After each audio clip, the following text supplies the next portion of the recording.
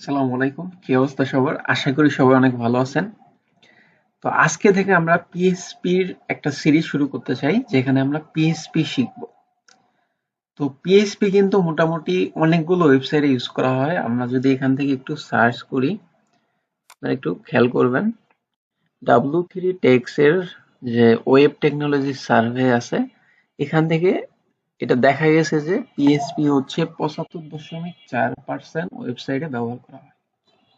তার মানে আপনি বুঝতে পারতেছেন কত পার্সেন্ট ওয়েবসাইটে আপনার পিএইচপি ইউজ হয়।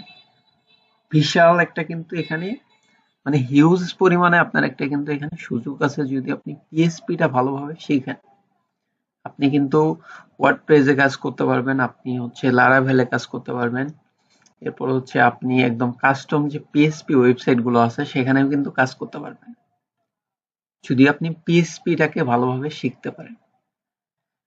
তো আজকে থেকে আমাদের গোল হবে আমরা পিএইচপি শিখবো। তো পিএইচপি শেখার জন্য অবশ্যই আমাদের কিছু সেটআপ লাগবে। পিএইচপির এনভায়রনমেন্ট সেটআপ করার জন্য আমাদের যেটা করতে হবে সেটা হচ্ছে আমাদের দুইটা জিনিস লাগবে। একটা হচ্ছে আমাদের কোড এডিটর, আর একটা হচ্ছে আমাদের জ্যাম সার্ভার। তো এখানে যদি আমরা এখান থেকে লিখে দিই জ্যাম ডাউনলোড, তো এখানে আপনি apache.org অফিসিয়াল ওয়েবসাইটে যাবেন। এরপর হচ্ছে আপনার যদি উইন্ডোজ হয় তাহলে উইন্ডোজ, নাহলে হচ্ছে আপনার যদি ম্যাক হয় ম্যাক, এখান থেকে আপনার অপারেটিং সিস্টেম অনুযায়ী ডাউনলোড করে নেবেন। তো আমার কাছে অলরেডি ডাউনলোড করা আছে। এরপর আমাদের কোড করার জন্য আরেকটা জিনিস লাগবে, সেটা হচ্ছে ভিএস কোড। আপনি চাইলে কিন্তু নোটপ্যাডের ভিতরেও কোড করতে পারবেন, তবে আমি প্রিফার করব আপনাকে ভিএস কোডটা ইউজ করার জন্য, কারণ এটাতে আপনি বিভিন্ন ধরনের সুযোগ সুবিধাগুলো পাবেন। ভিএস কোড ডাউনলোড লিখলেই আসবে, অফিসিয়াল সাইট থেকে ডাউনলোড করে নেবেন। আচ্ছা, তো এখন যদি আমি এখান থেকে লিখি পিএইচপি টিউটোরিয়াল, তো আমরা W3 স্কুলের কিছু এখানে পেয়ে যাব, টিউটোরিয়াল পেয়ে যাব।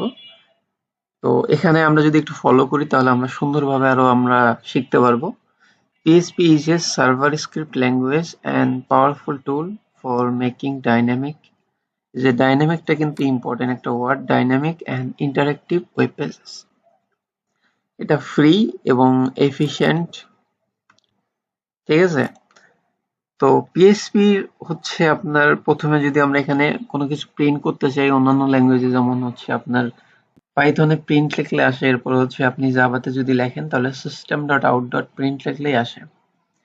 তো পিএইচপি তে যদি আমরা কোনো একটা কিছু প্রিন্ট করতে চাই তাহলে আমাদেরকে লিখতে হবে ইকো, ইকো লিখতে হবে, যেমনটা এখানে দেওয়া রয়েছে ইকো হ্যালো। আচ্ছা, তো আমাদের জ্যাম সার্ভারটাকে আমরা অন করে নিব। এরপর এখান থেকে আমরা কি করব, ভিএস কোডে চলে যাব। আমরা চাইলে একটা সেপারেট একটা ফোল্ডার তৈরি করে নিতে পারি। এটার জন্য দিতে যাব, যাওয়ার পর এখানে আমরা লিখতে পারি পিএইচপি টিউটোরিয়াল। শিফট ধরে আমরা রাইট ক্লিক করে ওপেন উইথ কোড করব, তাহলে আমাদের সেম ফোল্ডারটা ওপেন হয়ে যাবে। এবার যদি আমরা এখান থেকে ইয়েস দিই, এখান থেকে এরপর এখান থেকে আমরা একটা ফাইল তৈরি করব, এটা হচ্ছে ইন্ডেক্স ডট পিএইচপি। এবার যদি আমরা এখান থেকে পিএইচপি শুরু করি তাহলে আমাদের লেস দেন দিতে হবে, এরপর হচ্ছে কোশ্চেন মার্ক, এরপর হচ্ছে পিএইচপি, এরপর আমাদেরকে শেষ করতে হবে। এর মাঝখানে আমরা চাইলে কিন্তু ইকো করতে পারবো, ইসিএইচও, আর ছোট হাতের হবে ইসিএইচও, ইকো। এবার আমরা যদি এখান থেকে একটা ডাবল কোট দিই, ডাবল কোটের ভিতরে আমরা যা লিখবো সেটা কিন্তু আমাদের প্রিন্ট হবে, যেমন হচ্ছে হ্যালো ওয়ার্ল্ড। তো এটাকে আমরা সেভ করব, এখান থেকে আমরা চাইলে রান করতে পারি।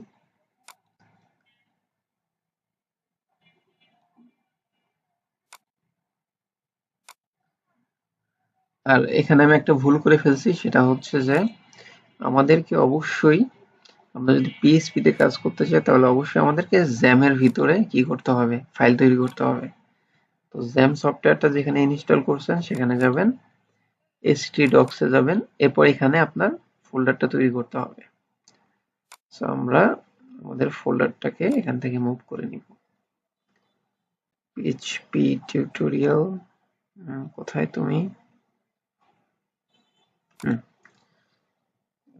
মুভ টু জ্যাম htdocs এখানে। এখন যদি আমরা ব্রাউজারে গিয়ে সার্চ করি লোকাল হোস্ট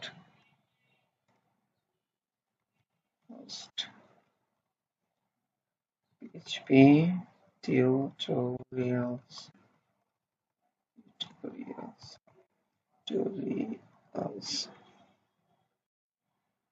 তাহলে দেখতে পাচ্ছেন হ্যালো ওয়ার্ল্ড লেখা আসছে। নেক্সট ভিডিওগুলোতে আমরা দেখব হচ্ছে ডেটা টাইপ দেখব, ভেরিয়েবল দেখব, তারপর আপনার কমেন্ট বলেন, স্ট্রিং বলেন, নাম্বার বলেন, কাস্টিং বলেন, এগুলো আমরা দেখব। তো দেখা হবে নেক্সট ভিডিওতে।